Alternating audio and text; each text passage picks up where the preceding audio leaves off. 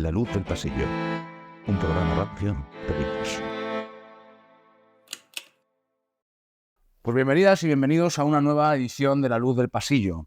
Hoy vamos a hablar de filosofía, vamos a hablar de una obra que introduce elementos, yo creo que novedosos e interesantes a la hora de abordar esta sociedad de consumo, de prisas, en la que los seres humanos tenemos poco tiempo para contemplar pasivamente la vida y para disfrutar y paradear de una noble ocupación, que es la ocupación de no hacer nada.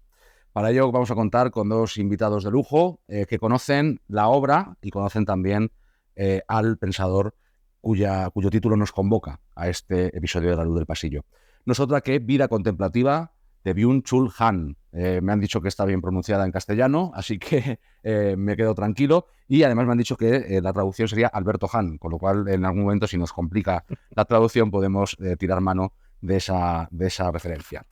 Para ello, como digo, tenemos dos invitados de lujo.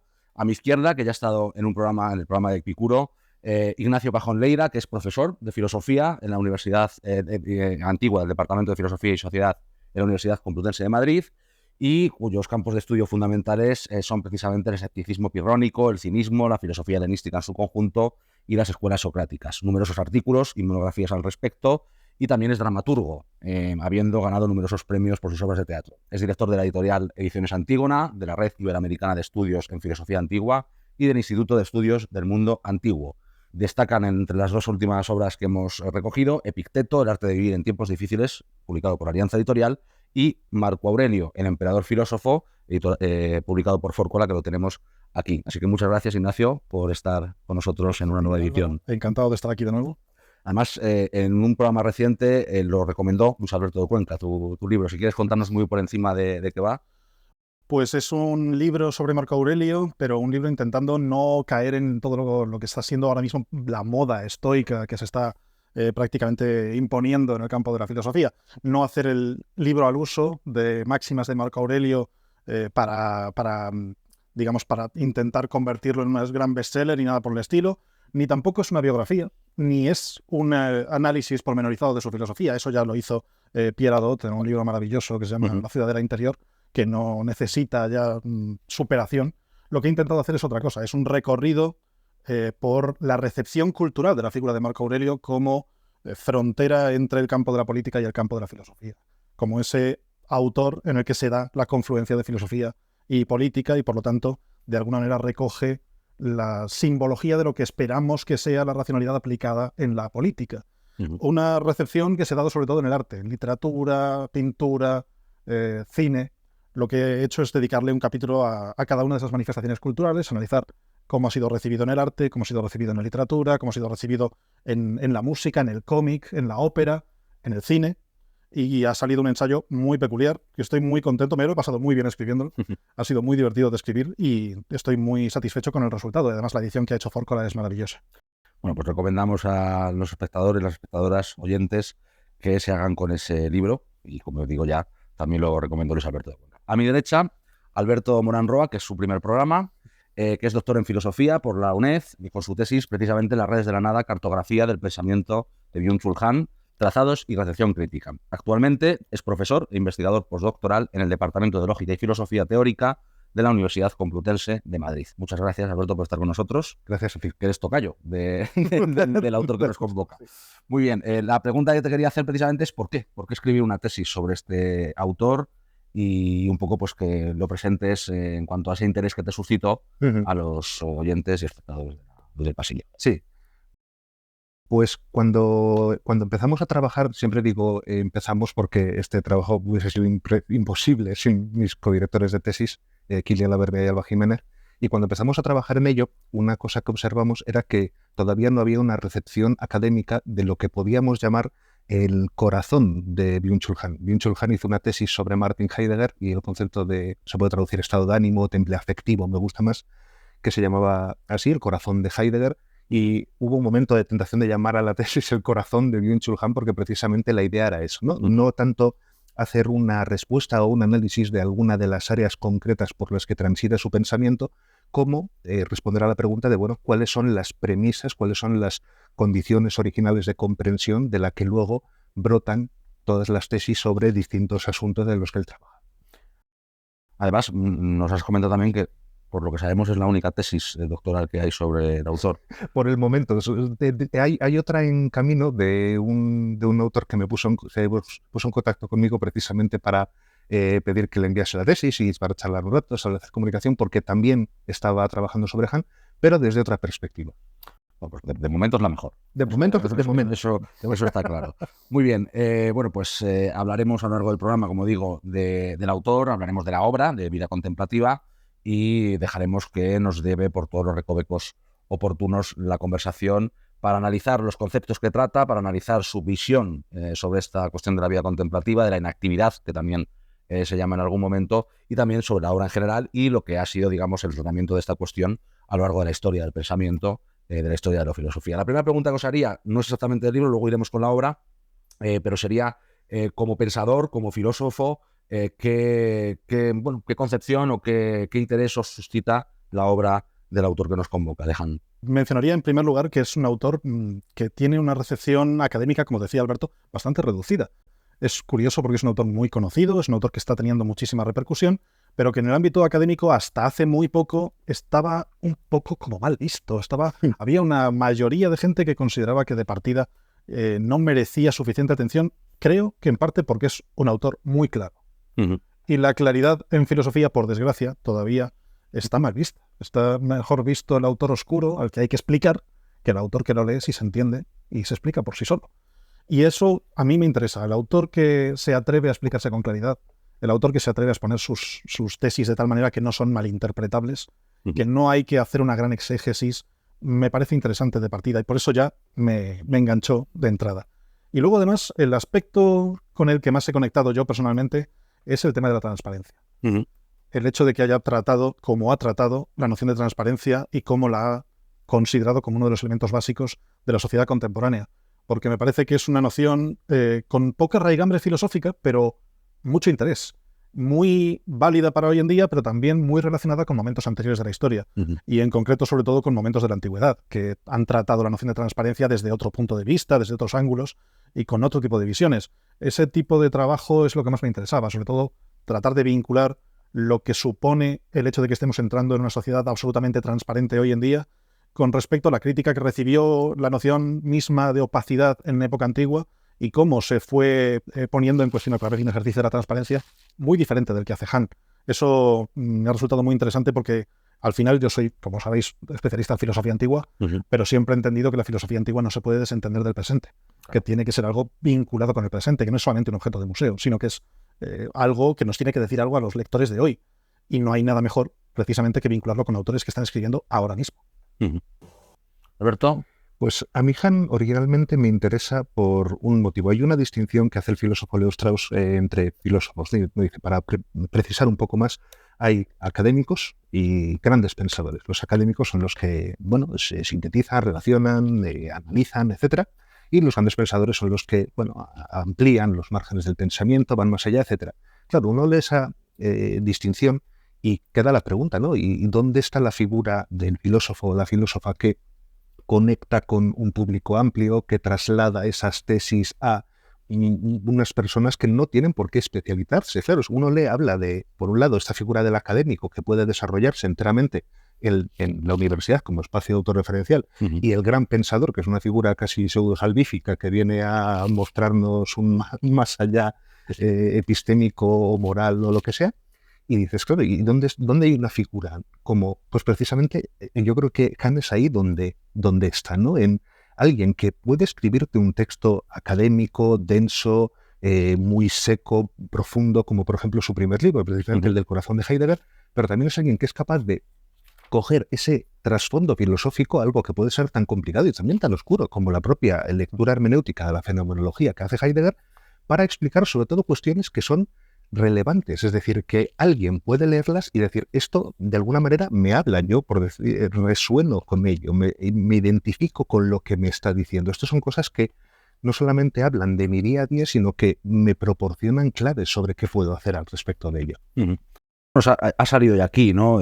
Algunos de los elementos que son más novedosos, interesantes, o que más tiempo le dedica este pensador, como puede ser la sociedad de la transparencia, la hipertransparencia como concepto, la hiperculturalidad también, en fin, o sea, digamos que un abordaje de temas efectivamente muy actuales, de temas con una perspectiva muy actual, muy desmitificadora, no sé si estamos de acuerdo en esto, precisamente de darle la vuelta del revés por completo, como si fuera un calcetín que le damos la vuelta, y también cosas como la sociedad del cansancio, es decir, una especie de reflexión también sobre el consumismo, las consecuencias éticas, morales, vitales del capitalismo y de la sociedad de consumo, pero al mismo tiempo, efectivamente, con una enorme profundidad filosófica y con un ejercicio de vinculación doxográfica muy interesante, ¿no? Es decir, de tirar de autores anteriores hacia el presente y, además, algo que decía Ignacio, que es bastante claramente explicado y bastante popular,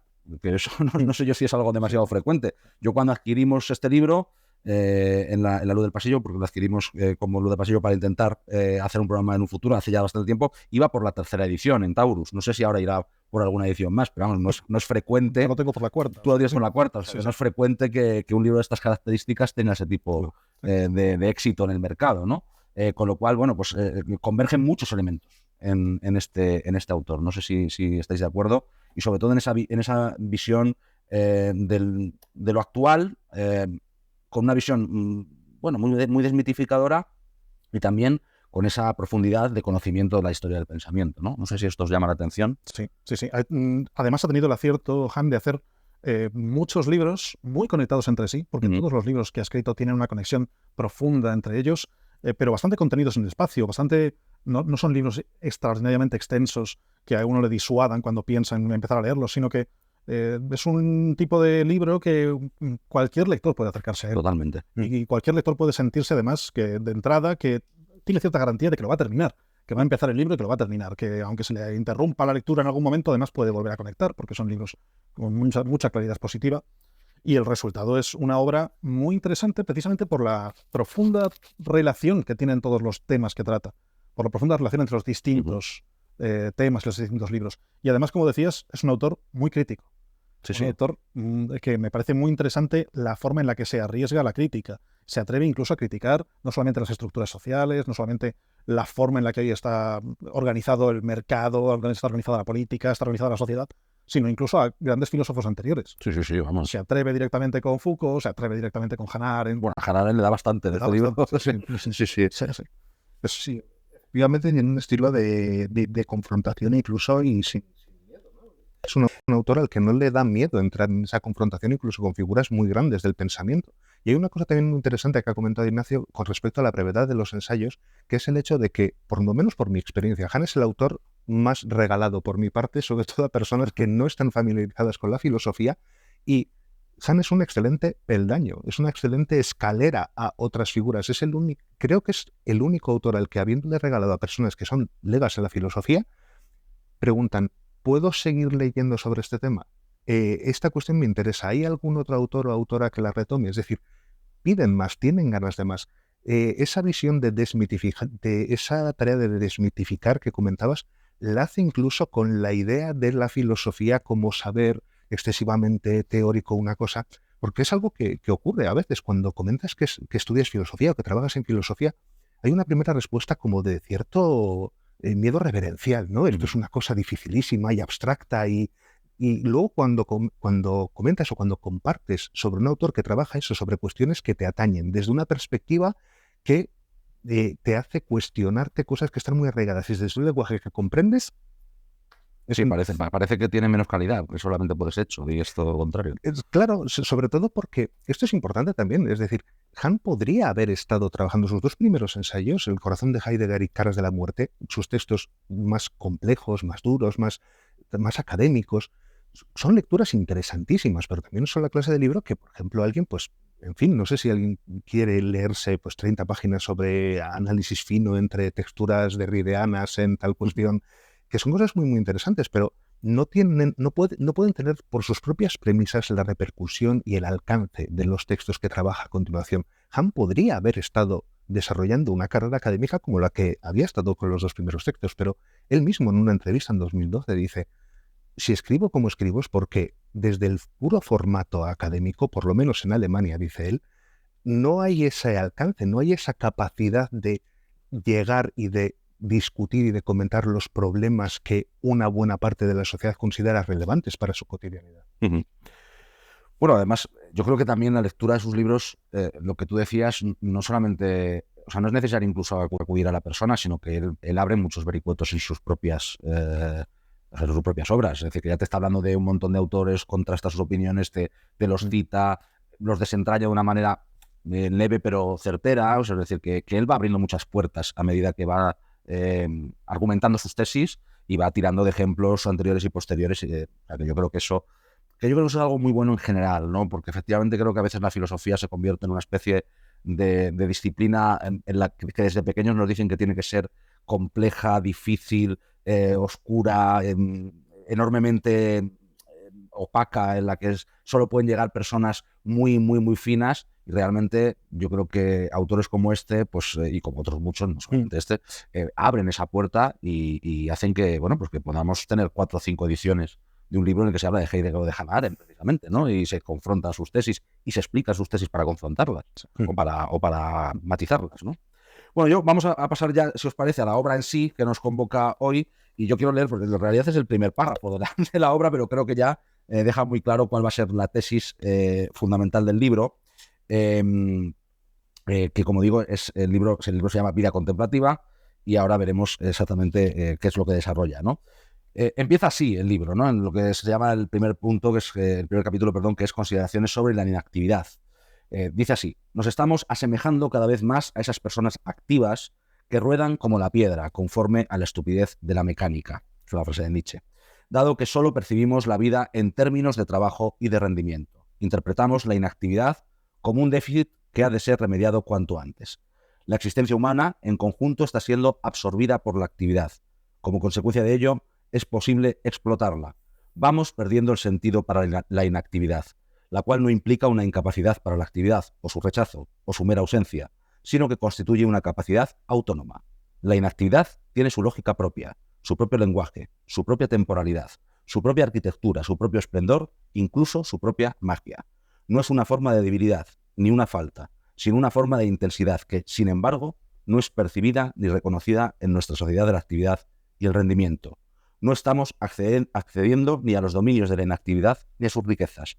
La inactividad es una forma de esplendor de la existencia humana. Bueno, yo creo que esto, que es, insisto, el primer párrafo del libro, ya marca muy, muy claramente por dónde va a ir la tesis de la obra. Y cuando yo lo leí, inmediatamente pensé, esto ya es mi pedrada, ¿no?, en lo revolucionario que era esto para aquellas personas que consideran que la vida es pura y dura actividad.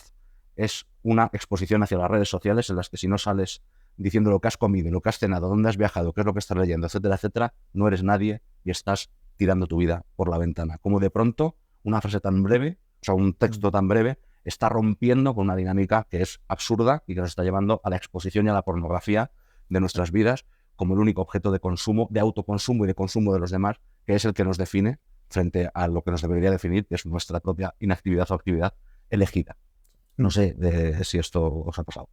Sí, no, efectivamente es uno de los grandes caballos de batalla de Hahn, el hecho de que cuando nosotros nos relacionamos con los entes, es decir, el mundo, los demás, nosotros mismos, de una manera instrumental, basada en el rendimiento, en la producción, etcétera, al final no solamente estamos entrando en una relación sorda, ¿no?, casi con todos esos entes, en el sentido en el que no lo hacemos más que reducirlos a herramientas para lograr un objetivo, privándolos de esa alteridad, ¿no? Hahn recurre mucho a la figura del narcisismo, porque el componente mental del mito de Narciso no es tanto la egolatría como el hecho de que, por ver en el lago, que es una amenaza, porque, es decir, sí, ¿no?, resulta amenazador para Narciso, pero olvida ese componente precisamente porque solo sirve como herramienta, solo sirve como espejo.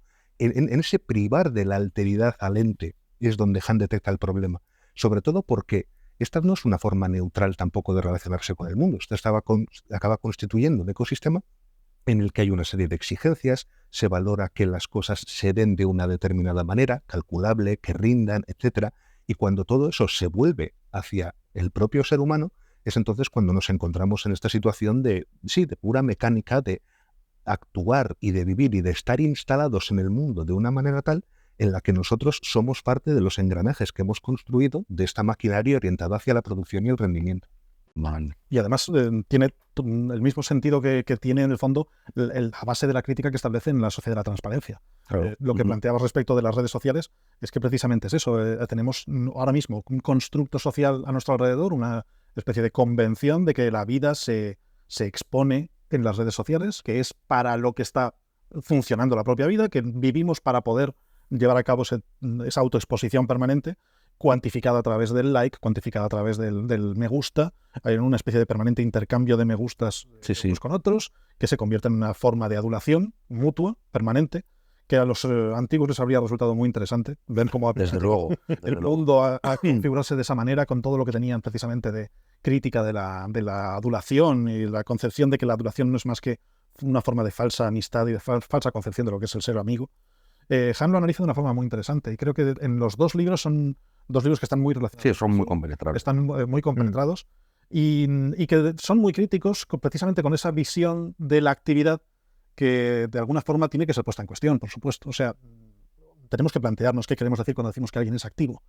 ¿Qué queremos decir cuando decimos que esto supone un acto y es una acción que sirve para? Todo eso son cuestiones que tenemos que replantearnos.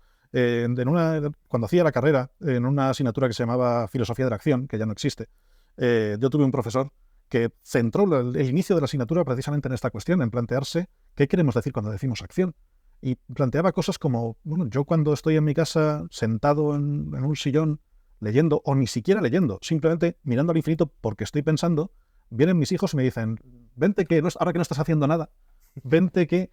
Y me cuesta mucho convencerles de que estoy trabajando, de que eso es una parte del trabajo. Es que tenemos una concepción ahora mismo de que solamente lo que podría salir en un relato de acción, lo que podría salir en una narración de lo que es la acción, es realmente un acto, es realmente una acción. Todo lo demás es lo otro de la acción y por lo tanto está vinculado de manera permanente con la noción de inutilidad.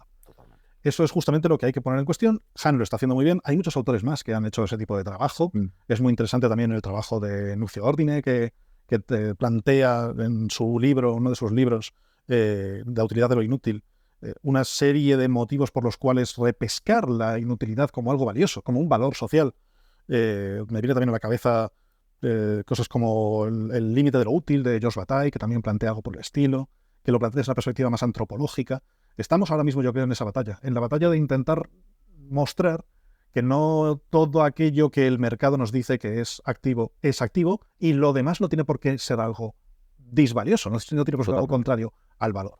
Y en este libro, por ejemplo, Han lo hace muy bien, hace un trabajo excelente de replanteamiento de las fronteras entre el valor y del valor de lo activo y el valor de lo pasivo, podríamos decir.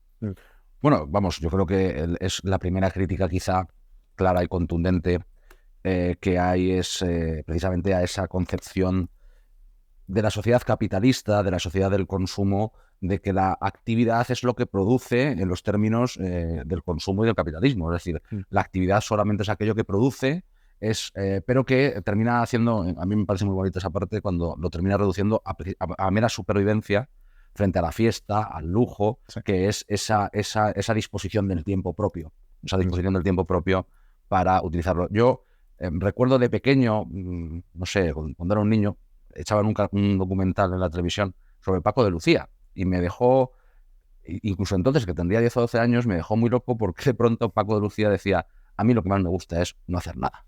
Y estaba en una hamaca pirado el tío, o sea, un genio, quizá el mayor genio de la música de los últimos años en España, desde luego. Decía que lo que a él le gustaba en realidad no era componer esas grandes obras, sino no hacer nada, estar tumbado en la hamaca y disfrutar de su propio tiempo, cuando ya estábamos en esa concepción desde niños de que no se podía estar sin hacer nada, ¿no? Es algo como que parece que, claro, no estás produciendo para la sociedad capitalista, no estás siendo rentable en términos económicos, pero sí estás encontrándote contigo mismo, que es algo mucho más interesante, y yo creo que me parece muy interesante cuando lo establece como el término lujo, como el término fiesta, frente a la supervivencia y demás, ¿no? Sí.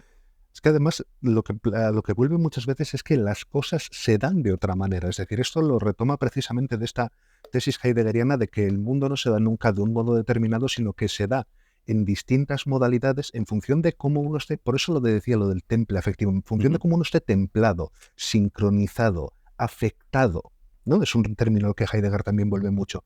Entonces, precisamente esta inactividad, este dejar ser al ser, este dejar ser las cosas, este relacionarse con el mundo de una manera en la que no estás pensando cómo le puedo sacar el partido, cómo puedo beneficiarme de ello, cómo puedo hacer que tenga repercusión, sino que, bueno, te sitúas, te dejas afectar de otro modo. Es entonces cuando esas cosas adquieren ese otro matiz que también tiene tantas implicaciones artísticas.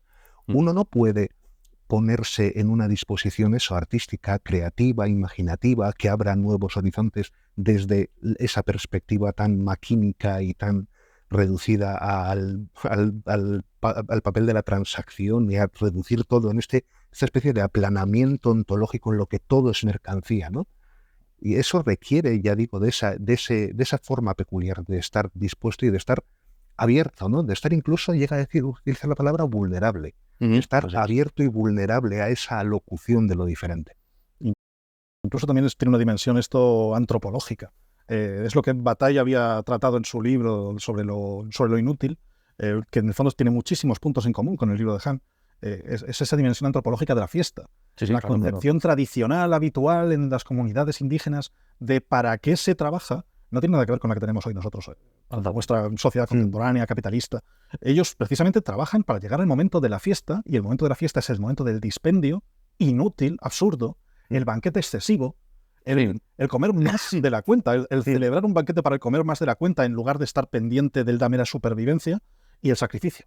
Que el acto del sacrificio, a nivel antropológico, también tiene muchísimo que ver precisamente con ese valor de la inutilidad, ese valor de algo que va mucho más allá de la mera, digamos, utilidad práctica inmediata. No se trata sencillamente de que se produce un sacrificio para ganarse el beneplácito de los dioses con una finalidad activa de un tipo concreto, sino que el sacrificio es en sí mismo ya una celebración del exceso inútil que al mismo tiempo da sentido a la existencia tanto del individuo como sobre todo de la comunidad.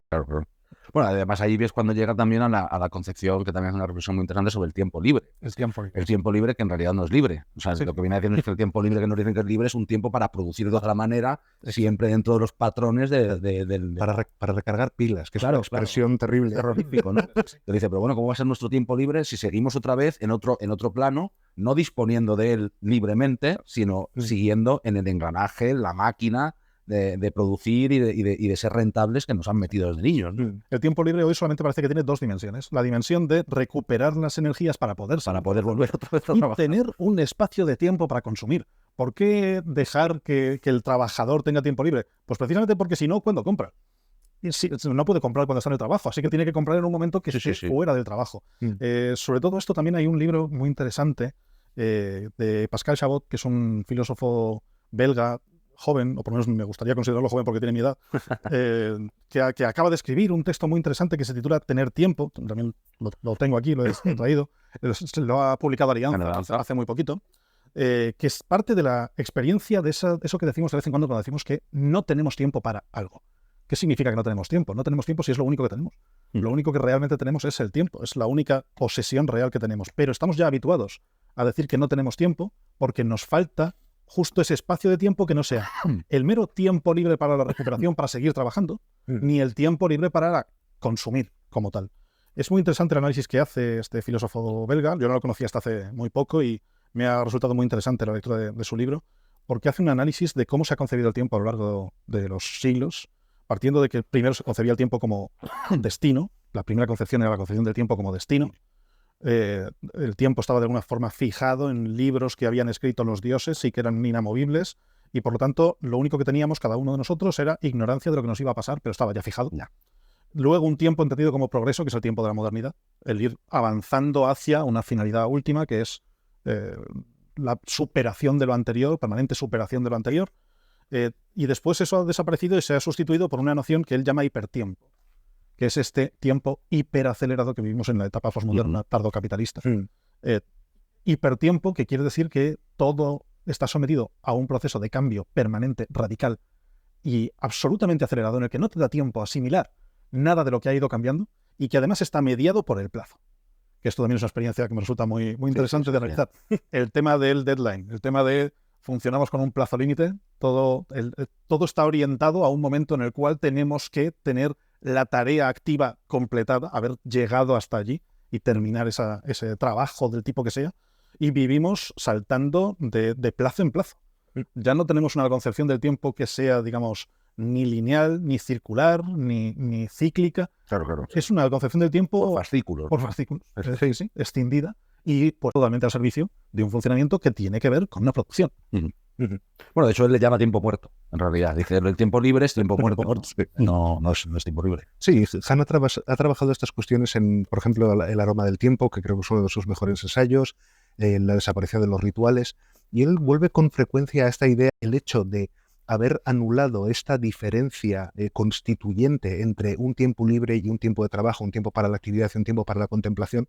Lo que ha hecho es que, bueno, efectivamente, el tiempo de actividad ha acabado invadiéndolo todo, y lo que ha producido es una disgregación. Él utiliza la palabra atomización, a mí me gusta porque los átomos son bastante sociales, así que una disgregación del tiempo que efectivamente nos conduce a lo que decía Ignacio, ¿no? A una sucesión de presentes extendidos unos de los otros que no conducen muy bien, no sabemos muy bien a qué llevan, no tienen una estructura, no tienen una narración, no tienen una continuidad. Entonces, claro, si atendemos también, por ejemplo, en qué medida se construye la identidad a base de la manera en la que narramos la vida, o sea, entonces, claro, en el momento en el que eso se disgrega, también cabe preguntarnos entonces qué es lo que queda de nosotros. Y claro, queda algo, una pobre cosa cansada, que se precipita atropelladamente eso de un presente a otro, cumpliendo con plazos, cumpliendo con entregas, encontrando un trabajo de 3 meses para pasar al siguiente. Claro, y así cuestiones eso como bueno, una personalidad, el carácter, por ejemplo, que habla de ello volviendo a Richard Sennett con el concepto este de la corrección del carácter.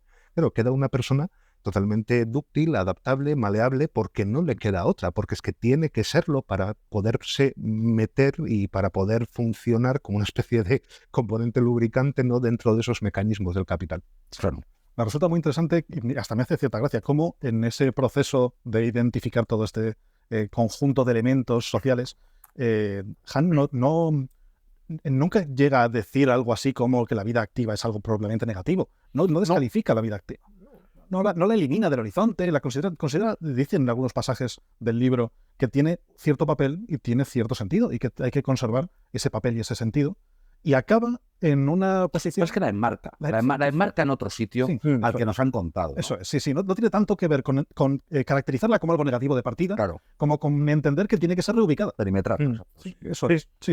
Y lo que hace al llevar a cabo esa tarea es considerar que el objetivo básico debería ser algo que sume los elementos positivos de la vida contemplativa y los elementos positivos de la vida activa. Claro. Y lo llama, no recuerdo el nombre exacto que le da, pero vida, algo así como la fusión de las ambas, le da un nombre concreto, no recuerdo exactamente qué nombre le da, pero le da un nombre como una vida unida de los dos sentidos, el sentido activo y el sentido, digamos, contemplativo.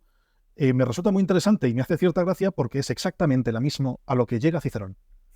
La misma tesis a la que llega Cicerón, cuando Cicerón se plantea que hay dos formas de vivir, la de teorizar y contemplar permanentemente el mundo, asombrándose por la existencia del mundo, que es la forma de los griegos, Claro, sí. y la de llevar a cabo actos, sobre todo vinculados con la política y el derecho, que es la forma de vivir de los romanos. Y propone Cicerón que al final la vida armónicamente llevada a cabo sería la vida mixta, la que sumase los elementos de la contemplación y de la acción al mismo tiempo y que tratase de sacar lo más positivo de lo que tenían los muy teóricos y muy poco prácticos griegos y lo más positivo de lo que tenían los muy prácticos y poco teóricos romanos. Exacto, sí. Han llega a una conclusión parecida por la vía de la manera en la que él entiende la dialéctica. Es decir, él mismo se define en hay un fragmento de una artista que está haciendo de flaneur por Berlín, una conferencia, y ahí le pregunta a Han, ¿usted quién es? Y le dice, yo soy un romántico y un dialéctico. Claro, pero es un dialéctico de una manera un poco como lo entiende, volvemos a Heidegger, ¿no? Es decir, todas las cosas están constituidas por una faceta que se muestra y una faceta que se retrae, por la identidad y la diferencia. Es decir, no se trata de señalar algo como una especie de mal ontológico, es decir, no, la vida activa y todo tiene que ser, todo lo contrario, y precisamente por eso está muy bien traída la expresión enmarcar, situar y establecer esos límites, precisamente porque en ese límite se constituye y se relaciona. Es decir, para un heideggeriano el límite nunca es una cuestión que parcela y mutila y aniquila, es algo que define y reúne y vincula, porque de lo contrario lo que queda, pues eso es este tiempo atomizado, desvinculado, es este espacio yuxtapuesto de hiperculturalidad donde solo hay diferencias consumibles. Es decir, el límite, tal y como lo entiende Han, cumple esa función filosófica. Ah, bueno, eso también yo creo que tiene que ver con lo que en algún momento del libro habla del ayuno, de la inactividad como el ayuno y el banquete que no sacia, que el banquete en realidad no es, o sea, lo que hace es, me parece que ya dice aquietar el hambre o algo así, no me acuerdo exactamente de la expresión, pero esa contraposición en la que tampoco lo que está diciendo es que no haya que comer, es decir, siguiendo, sino, o sea, es decir, no es un libro contra la actividad, es un libro contra la inactividad, o sea, a favor de la inactividad, o sea, de decir, es que, oiga, para que usted pueda tener una, no utiliza este término, pero para que nos entendamos, una vida plena, una vida interesante, una vida vivible, no puede estar todo el rato entrando en el engranaje porque el engranaje se lo come. Una de las cosas que a mí más me sorprenden cuando hablo con gente de 18 a 25 años o a 30 es que muchas de ellas, de esas personas, consideran que no estar haciendo algo todo el rato es totalmente tirar su vida por la ventana. Es como si, y además se sienten mal si no hacen. Esto me ha pasado a mí con amigos muy amigos y me parece algo sorprendente porque verdaderamente a mí me encanta no hacer nada. Es decir, es una cosa es que le tengo un cariño enorme, vamos. Pero es que ese para Han es el gran triunfo del poder. Totalmente. El hecho de que no haya una instancia externa contra la que tú te puedas rebelar y decir no me da la gana de seguir haciendo lo que me manda, sino que se interioricen, más que se interioricen, porque al final si dices interiorizar parece que hay una cosa ya dada y luego le metes algo dentro. Claro. Constituir a una persona, hacerla dentro de un campo de acciones tal que ella misma crezca a partir de esa lógica de mercado diciendo tengo que hacer, tengo que producir. Y claro, al final cuando acabe abocado a este no poder más, que precisamente no haya nada contra lo que rebelarse, sino contra uno mismo. Por eso dice Han que el paradigma en el que nos encontramos no produce tantos revolucionarios y produce mucho personas que se sienten fracasadas, derrotadas, deprimidas, que lo vuelven contra sí mismas, porque claro, cuando el no puedo más de lo que me estoy exigiendo a mí mismo o a mí misma, pues no tiene ese componente del rebelarse, del ya no voy a hacer lo que me mandas, ya no voy a hacer. Es casi una admisión de la derrota. Y conduce inevitablemente a la sensación de fracaso, puesto que no es posible mantener ese ritmo, ¿no? Siguiendo con la metáfora que plantea, ahora hay que estar todo el día de banquete y además poner los platos en Instagram, ¿no? Sí. Y incluso, porque no tenemos, pero sino de la radiografía del intestino, totalmente obstruido por todos los alimentos que hemos metido en el interior, ¿no? Es algo terrorífico. Y es muy curioso que contraponga eso la imagen precisamente del ayuno, Claro, del ascetismo, entendido de una forma muy peculiar. Él saca, digamos, de la ecuación un tipo de ayuno concreto. Dice, habría que contar con todos los tipos de ayuno, excepto el ayuno por salud. Sí, es verdad, lo dice. Ese no es del mismo tipo, al fin y al cabo, porque está pospuesto a un futuro. Está pospuesto a una utilidad práctica futura, que es la salud. Ahí, cuando leí esa parte, ahí me quedó la duda de, ¿y el resto de ayunos no? Porque, por ejemplo, el ayuno religioso, el ayuno de la asceta, también está pospuesto a un futuro y también le saca una utilidad práctica, aunque sea mística, religiosa. Yo creo que eso lo saca él, o sea, ni lo valora dentro de su... Sí. Me da la sensación. Sí. Es interesante que lo menciones porque en otro texto sí habla. Lo que pasa es que es un texto bastante temprano y se nota que Han, pues, en fin, tiene una evolución como todos los autores. También se nota que se va haciendo mayor. No lo parece, tiene mucho colágeno, pero en fin, va cambiando, ¿no? Pero en uno de sus primeros textos sí comenta que en el ascetismo, precisamente habla del ascetismo para criticarlo, diciéndolo que precisamente es algo en lo que él encuentra y diagnostica mucho deseo, que precisamente por querer librarse del deseo está todo el rato deseando. Y es algo que yo comento también a mis estudiantes, ¿no? Es decir, ¿quién está más obsesionado con ciertas cuestiones? La persona que dice, tengo hambre, como un poco, sigo mi camino sin preocuparme mucho, como esta figura que se menciona mucho en meditación, ¿no? Si te viene un pensamiento, no te enfrentes, no choques contra él, salúdalo como si estuvieras caminando por el monte y sigue andando, frente a la persona que está martirizándose y contando calorías y midiéndose tal y mirándose en el espejo y pensando en lo que no puede comer y haciéndose listas y mirando en internet trucos para saciarse. Uno está completamente atado, encadenado por el deseo. De otra manera, ¿no? Dado la vuelta, pero en ese esfuerzo ascético estás yendo justo en la dirección opuesta a lo que pretendías. Para que el objeto en cuestión no tenga ese poder sobre ti. Es el colmo del idealismo, ¿no? Totalmente. Es la idea que yo tengo que me han dado en realidad, porque ni siquiera la tengo yo, tengo que estar de determinada forma física, etcétera, y articulo toda mi vida y la destruyo, ¿verdad? Porque es que se autodestruyen, ¿no? Me parece mucho más interesante el modelo de asceta y de ayuno del filósofo cínico. Claro, claro. Diógenes, que sencillamente ayuna precisamente porque no quiere entrar en la lógica de su contexto social.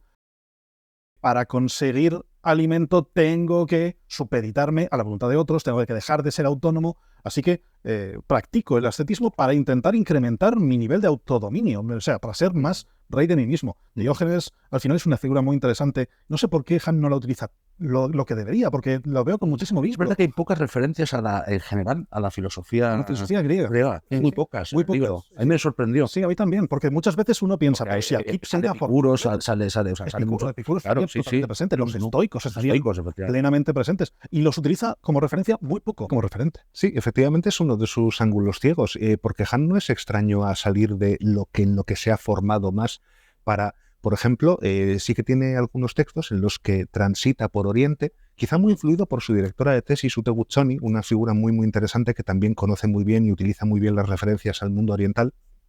Y él sí transita por ello, no es heredero de esa tradición, él mismo dice que es una forma de exponer ciertas cosas, pero sí recoge planteamientos de esas figuras para apoyar lo que dice, pero curiosamente por Grecia efectivamente es algo Sí, a mí me sorprendió mucho porque constantemente yo me iba, no él llevaba, pero sí yo me iba a referencias, además que tampoco hace falta, bueno, no sé, es decir, entrar en una cosa pedante, horrible para muchas cosas que se ponen aquí, sacar, digamos, la primera referencia, vamos, por eso, Diógenes y Alejandro, tampoco es la anécdota filosófica menos conocida de la historia. Entonces, bueno, no sé.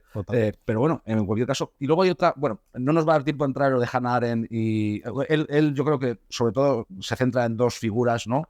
Una en la que yo percibo que comparte más, quizá porque fue su tesis sobre él, etcétera, etcétera, que es Heidegger, que digamos, bebe mucho, toma mucho, confronta, y otras con lo de Hannah Arendt, que a mí me sorprendió, porque no sabía exactamente si había algún tipo de cuestión personal casi, pero le atiza bastante. Es bastante sorprendente. Sí, no es la primera vez que Han confronta con Hannah Arendt y efectivamente hay poco que salvar en cuanto a puntos en común. Se nota que Han efectivamente es... Sí, Además, perdóname, es que lo hace con muy mala leche, porque utiliza, digamos, las críticas del capitalismo de Hannah Arendt que hace a Hannah Arendt para decir, bueno, pero tú en el fondo eres exactamente lo mismo que ellos. No sé, vamos, esta sería lo que sacas al final, ¿no? Pero es como mala leche, ¿no? La tiene. Es decir, a veces puede parecer que no por el lenguaje que utiliza y por esta figura así como de persona contemplativa, pero no, tiene su filo y tiene su colmillo. Sí. Igual que en la Sociedad del Cansancio, cuando se mete con Foucault, hace lo mismo. Sí, claro. Al principio empieza muy suave, pero te va metiendo cada vez más caña, y ahora acaba diciendo, Dios mío, parece que Foucault le debe dinero o algo por eso. Sí, es verdad.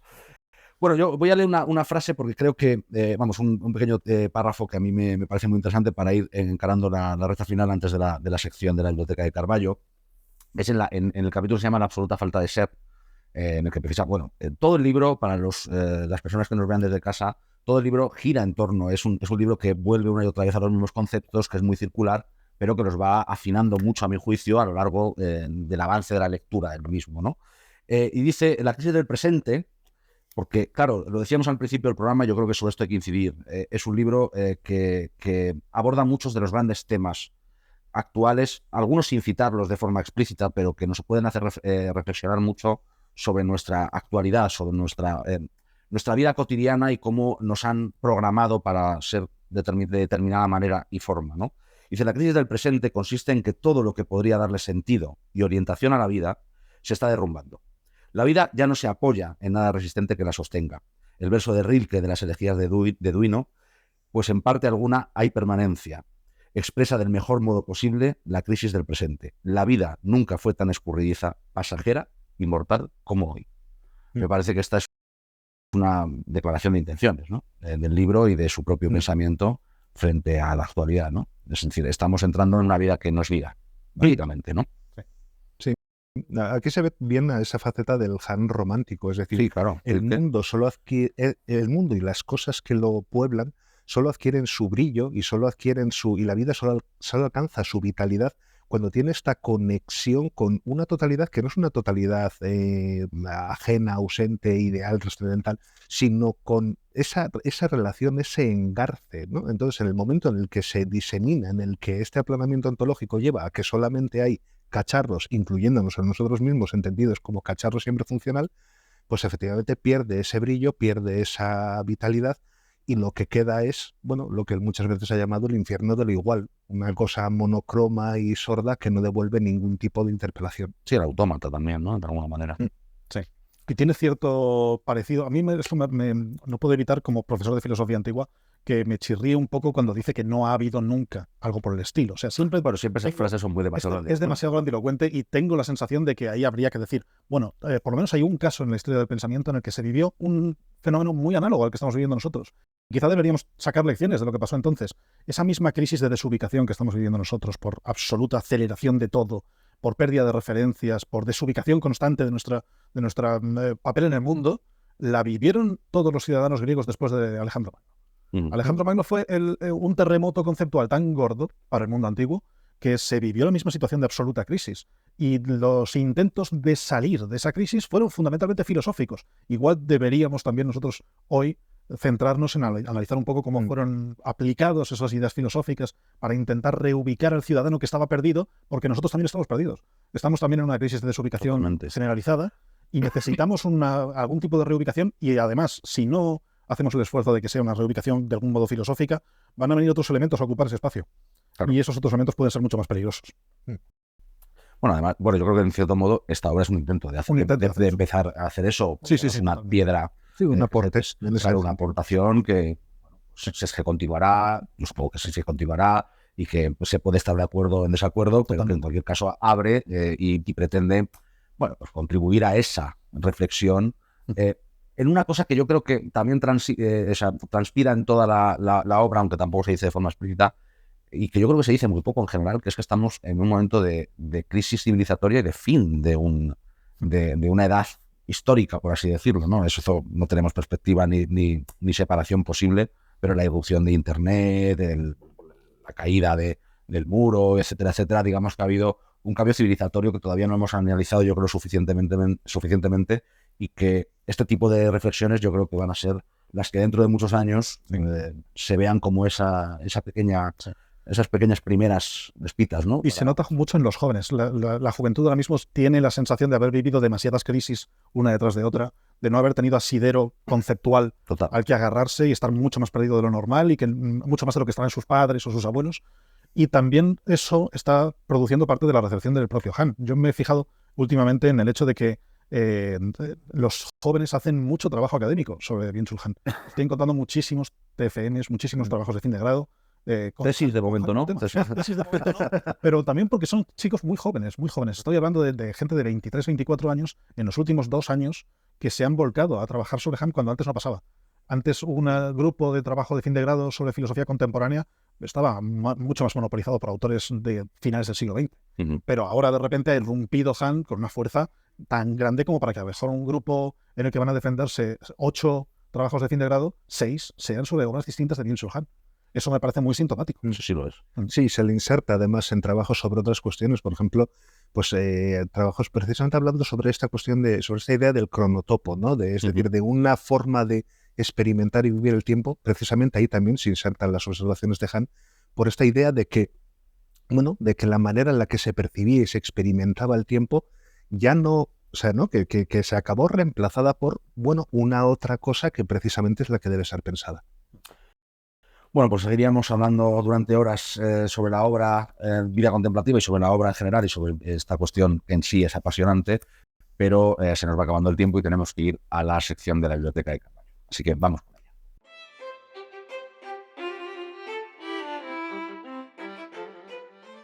Pues vamos con la sección de la Biblioteca de Carballo, que como nuestras oyentes, nuestros espectadoras y espectadores sabrán, es una sección en la que recomendamos o desaconsejamos libros, cogiendo la metáfora de la biblioteca de Valvidrera, del personaje de Pepe Carballo, de Manuel Vázquez Montalbán, pues aprovechamos para, en un sentido metafórico siempre, devolver aquellos libros que aconsejamos a los anaqueles de esa biblioteca o, por el contrario, en el fuego purificador, pues contribuir a que estemos a gusto en nuestras salas leyendo o no haciendo nada, como nos plantea Han en este libro que hoy hemos tratado.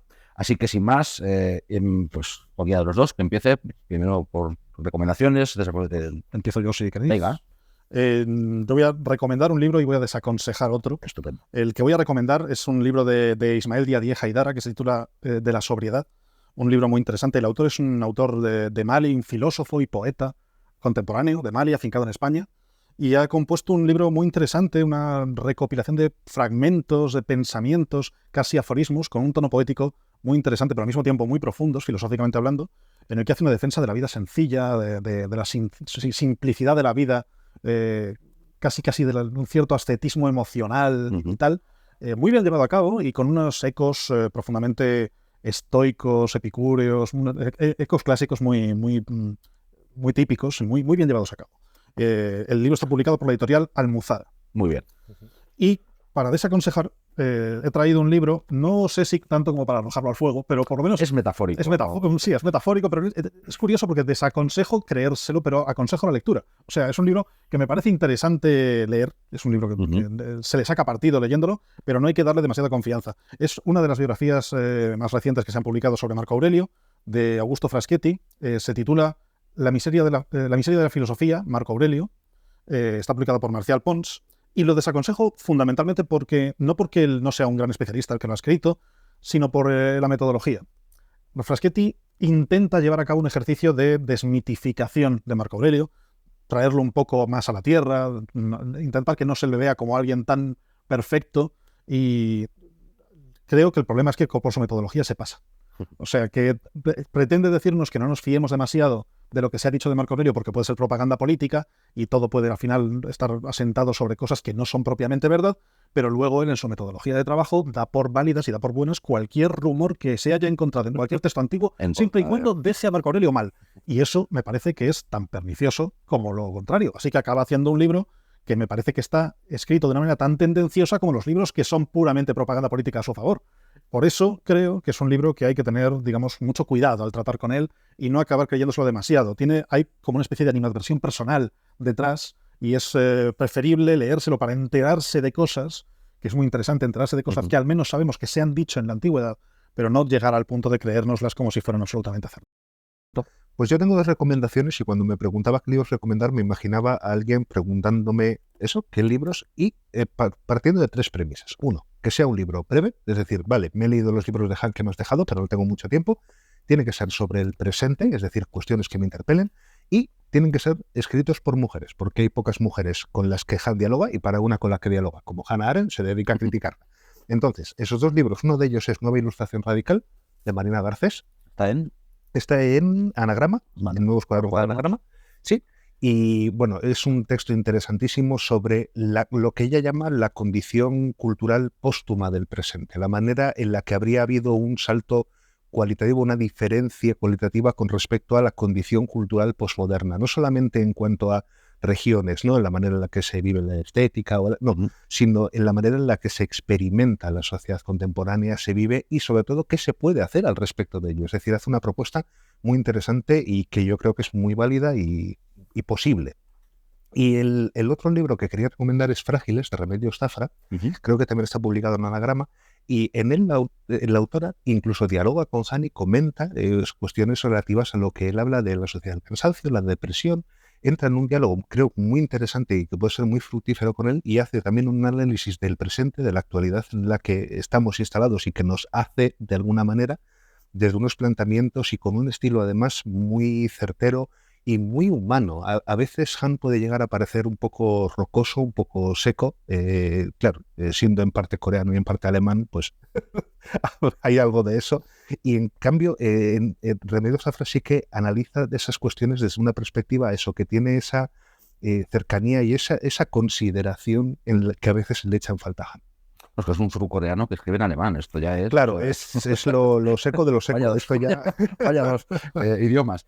Bueno, pues yo voy a aprovechar para aconsejar el libro que nos convoca hoy aquí, lógicamente, por eso hemos hecho el programa, porque nos parecía un libro interesante y que es un libro que, como hemos dicho a lo largo de la conversación, abre muchas puertas y nos invita a reflexionar. Se puede estar de acuerdo o no con la tesis, pero nos invita a reflexionar sobre cómo nos quieren programar para llevar una vida que sea rentable a los poderosos y a los que les interesa que estemos viviendo como máquinas programadas, ¿no? Y voy a desaconsejar un libro, pues vamos, voy a desaconsejar ese, o no desaconsejar todos los que he escrito de ese autor, pero a mí me recordó en el sentido negativo a un libro que empecé a leer hace muchos años, que no recuerdo exactamente el título, pero era algo así como Manual del Caballero o del Guerrero de la Luz, una de las dos, no me acuerdo si era Caballero o Guerrero de la Luz, del ínclito Paulo Coelho, en el que pretendía también que fuésemos a una especie de búsqueda de nosotros mismos a través de la lectura de ese panfleto lamentable. Bueno, pues yo tengo que decir que no solamente hacen daño desde el punto de vista literario esos libros, sino que yo creo que también hacen daño desde un punto de vista espiritual, moral o como queramos decirlo. Autores como Paulo Coelho, yo creo que lo mejor que pueden hacer, y desde luego la única utilidad que pueden tener sus libros, a mi juicio, es la de precisamente calentar bibliotecas para poder hacer algo o no hacer nada, pero desde luego no leerlos, esos libros, porque son realmente terroríficos. Dicho esto, como siempre, queremos agradecer a la librería Sin Tarima, aquí en esta sede de la calle Maldonadas de Madrid, que nos haya cedido su espacio para poder desarrollar esta conversación, que yo creo que ha sido muy interesante. Y, por supuesto, darle las gracias tanto a Alberto como a Ignacio por estar con nosotros en esta edición de La Luz del Pasillo. Espero que lo hayáis pasado bien, espero que hayáis disfrutado de la conversación y espero volver a veros en futuros programas. Ustedes en casa pues tienen una oportunidad sobre reflexionar y sobre leer este libro que nos ha convocado, y además también tienen una oportunidad para apagar el ordenador o apagar el teléfono o el transistor con el que estén escuchando este programa, este episodio, y ponerse a no hacer nada, a pensar, simplemente a tener una inactividad, a buscarse a ustedes mismos o a ustedes mismas en esa noble causa que siempre es el no hacer nada, porque no haciendo nada se consiguen muchas cosas. Mientras tanto, les esperamos para la próxima edición y les dejamos con la recomendación del librero.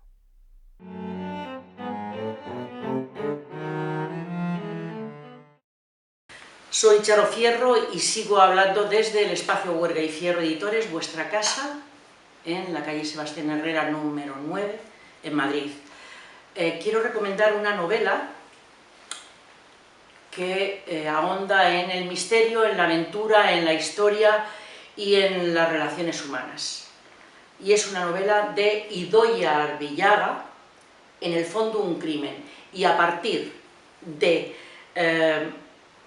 el hundimiento, el naufragio del buque sirio en 1906, denominado el Titanic español, y arrancando como idea ese naufragio, se desenvuelven una serie de relaciones, intrigas y aventuras que hacen de esta novela que sea hasta un auténtico thriller. Os la recomiendo.